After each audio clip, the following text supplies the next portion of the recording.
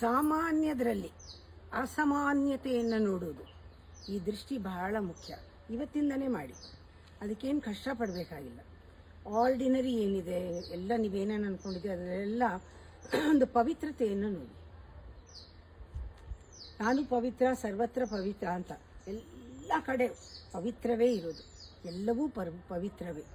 ಸಣ್ಣ ಸಣ್ಣ ಒಂದು ಮಣ್ಣು ಕಾಳು, ಮರಳಿನ ಒಂದು ಸಣ್ಣ ಕಾಳಲ್ಲಿ ಇಡೀ ಯೂನಿವರ್ಸ್ ಇದೆ ಅಂತ ಅಷ್ಟು ಭಕ್ತಿಯಿಂದ ನೋಡಬೇಕು. ಇಡೀ ಪ್ರಪಂಚವೇ ಅದರೊಳಗಿದೆ ಅಂತ.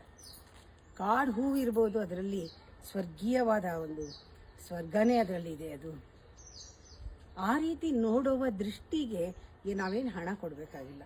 ನಮ್ಮ ಭಾವನೆ ಅದು. ಆ ಭಾವನೆಯಲ್ಲಿ ನೋಡಿದ್ರೆ ಸಾಕು. ನೋಡಿ, ಇವಾಗ ಲೈಫ್ ಅನ್ನೋದು ನಮ್ಮದ್ರೊಳಗೂ ಇದೆ, ಎಲ್ಲದರೊಳಗೂ ಇದೆ, ತುಡಿತಾ ಇದೆ. ನಾವು